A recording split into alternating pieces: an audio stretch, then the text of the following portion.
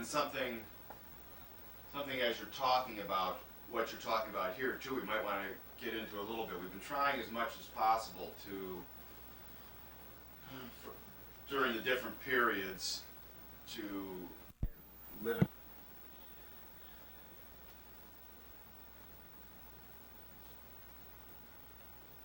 My father also had a nice voice. He also was very interested in theater work, drama, and at one time, and I do have also a poster of that, he was manager of the Opera House, which was a large building about across where, I think it was right where, well, pretty near where Coons is on Union Street.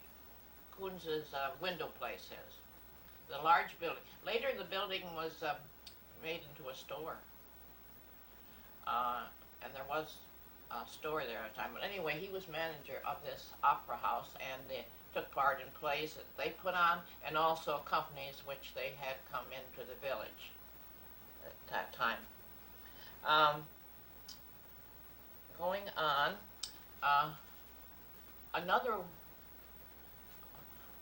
the rest of the family all moved away. There was a sister, Mabel, and a sister, Anna. Anna also, her writing came from her, which developed from her father, I guess.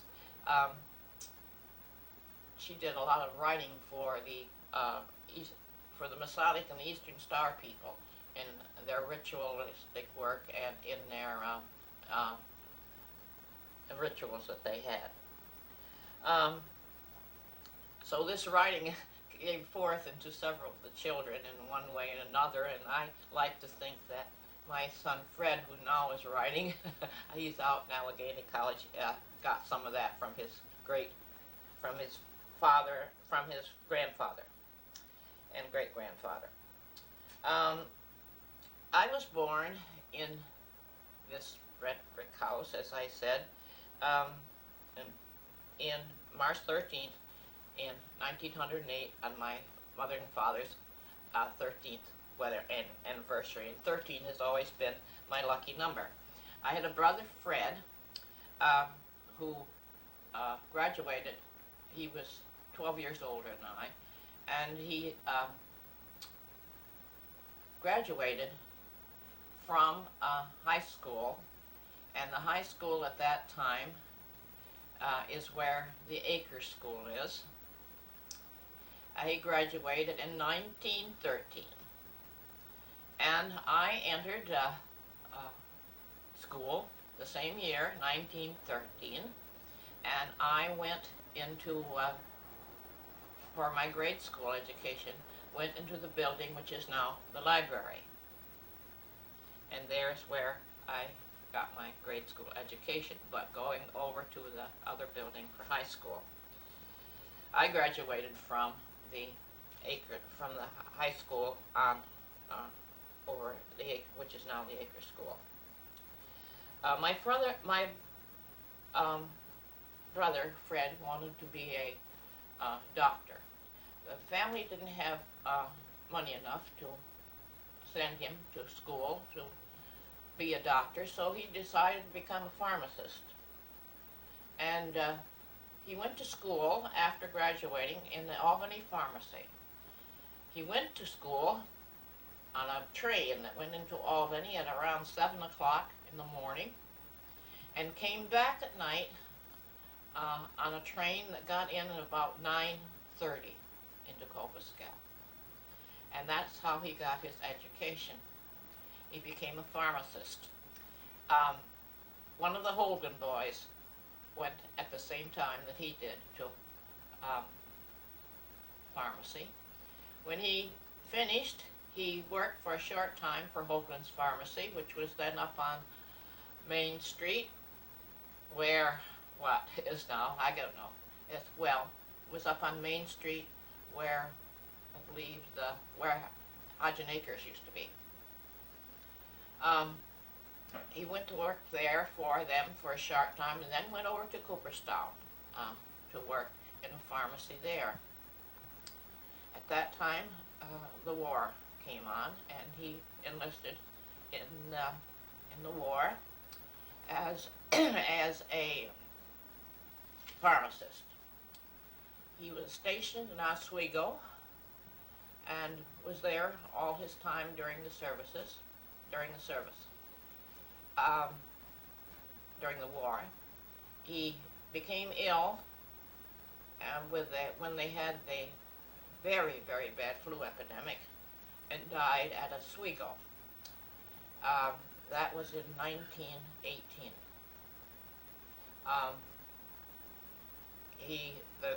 The post here at Cobleskill, the American Legion post, was named the Fred L. Stilson post after him. My days in the Cobleskill grade school, I slightly remember. I have a picture of Mrs. Taylor, Foster Taylor's mother, who was my 6th grade teacher. I remember it well, in the old school.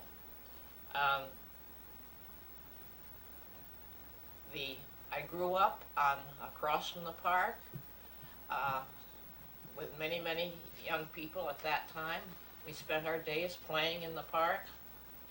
The Devaney boys lived next door to me. They were very, very dear friends of mine. John, the older Devaney boy, the mother ran a boarding house, which is now the Creekside restaurant, or it was the Creekside restaurant until a short time ago. Mrs. Devaney ran a boarding house there. She took in many boarders, roomers and boarders. It had long ago been a bar and a hotel. Later it was again returned to a bar, but not at the time when I was young. I walked to school, or I went to school John was born a month before I was born in February, and I was born in March. We were the same age. Although Joe and I became greater friends, I think. Joe, who was a year younger. I walked to school with them every day, and back at noon to eat, and back to school again, over to the schoolhouse. There were many other people surrounding the park, people who, Francis Pratt, for instance. I grew up with Francis. In fact, I was with him when he put out his eye. We were playing, I guess they call it mumbly pegs, in the park, where you throw a knife up in the air and it comes down. He looked up at the wrong time and the knife came down into his eye. I shall always remember that.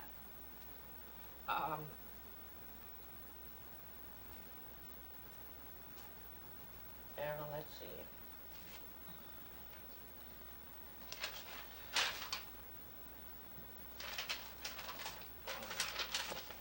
Over here. High school were the days of Professor Markham and Ada Young Franklin and Helen Taylor, who we will be interviewed. I had a grand time in high school. We enjoyed ourselves. There's a group of girls and fellows who traveled together.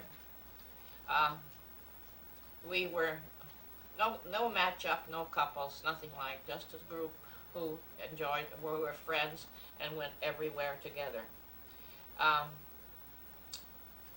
Mr. Markham had a rubber hose. They used it. I can always remember the big study hall up and back, up the upper floor, took in the whole front of the building. And how one day I was in study hall and did something which wasn't right. And Mrs. Franklin sent me to the office. She said, "To the office." And I went down one side of the stairs to the office, and she came down the other side of the stairs and talked to me, and I didn't get the rubber hose. I shall always remember that. I can remember throwing notes and all this business that went on in study hall. We had a basketball team, which which was very popular. There was no football in those days. Um, Ed Rich, we had a very famous basketball team which won many tournaments, if you want to call them that, throughout the year when it was there. At that time, Cobleskill used to play the college. And they also played Hartwick Seminary, which was up between Cooperstown and a little place up there where they had a seminary. They played those. They played Oneonta, Fort Plain, and different places that they played, and we went on the bus to play. On the team, who I remember very well was still living, was Ed Rich. He played on this team. I believe most of the other, Vince Florio, Francis Esme, they're gone. Most of the boys are gone from this very famous basketball team.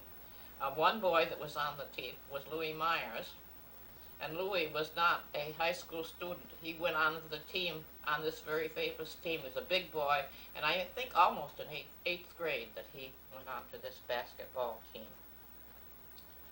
Let's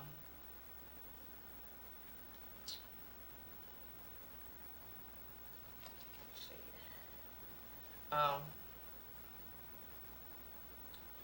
I graduated from the school in, let me see, 1926. I graduated from high school in 1926. The thing I remember about the graduation was that, of course, you did not have robes at that time. You had a white dress. And at that time, it became it was a style, it had just developed, for you to wear a flesh-colored stocking with a white dress. My mother insisted that I wear white stockings. You shouldn't wear anything with a white dress but a white stockings. And we almost came to battle over the affair, and I was almost not going to go to graduation. My father came in and finally convinced my mother to let me wear the nude-colored stockings instead of the white ones. I shall always remember that. After graduation from high school, I had thought that I wanted to, I was very good in mathematics. I liked mathematics. And geometry was my love, solid geometry and all of that. But I decided I wanted to teach. But I didn't like the age bracket to teach high school. So I decided that I would like children, and I decided I would go into teaching. And so I went up to the local college, which was called the State School. Many people today argue with me that that's not the correct name, but it is, and I proved it to Dr. Rollins here the other day with my ring, which had that on it. They said State School sounds like a prison, but it was no prison. But that was the name of the school, New York State School of Agriculture.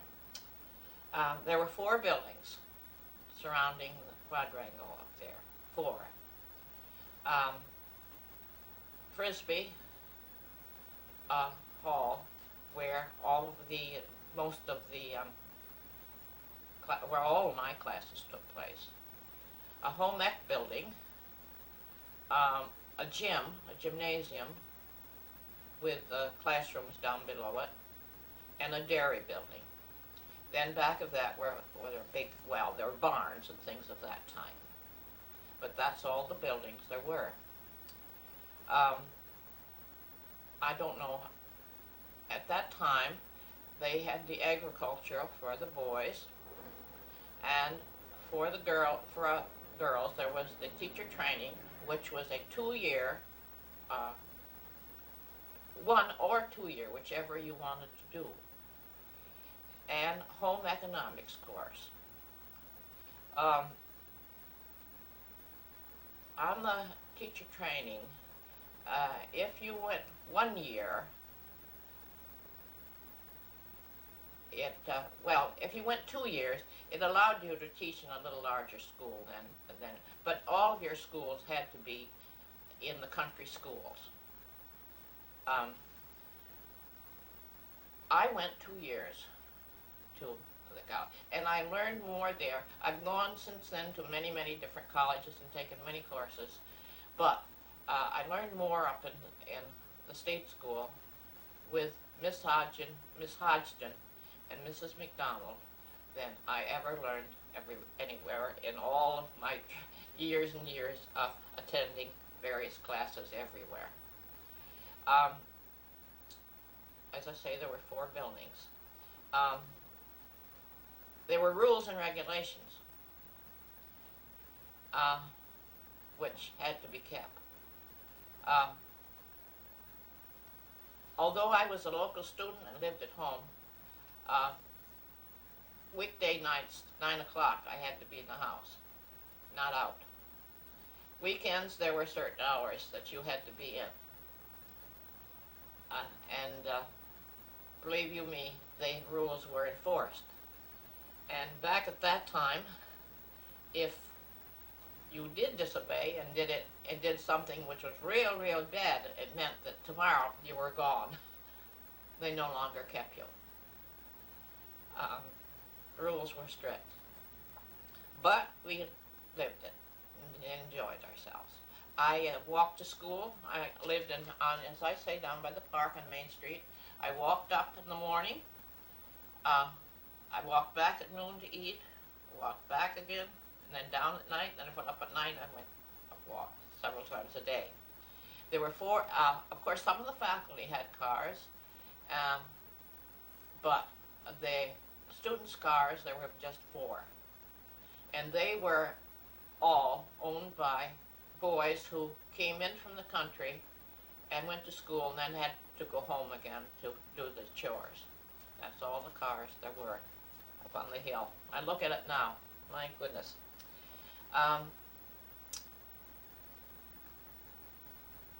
It was a wonderful 2 years. I had a wonderful time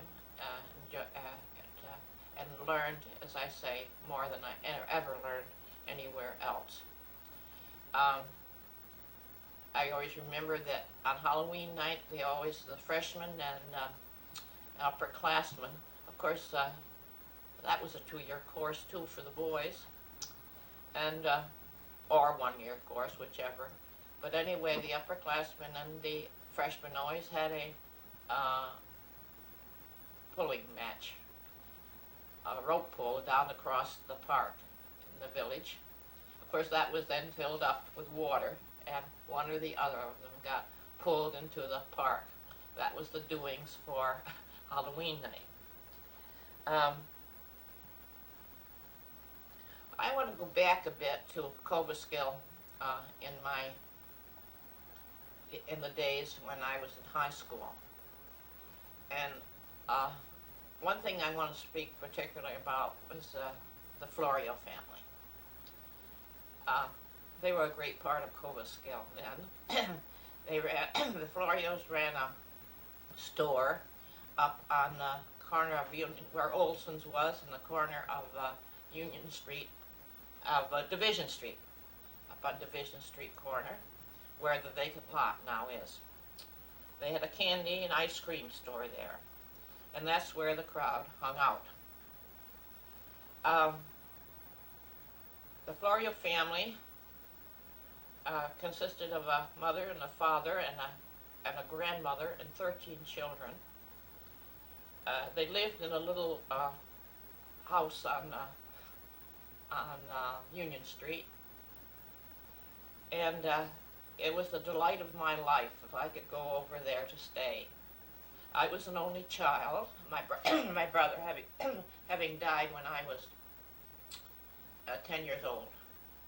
And I was the only child, and I just loved to go to the Florios. In fact, 2 of the Florios, Vince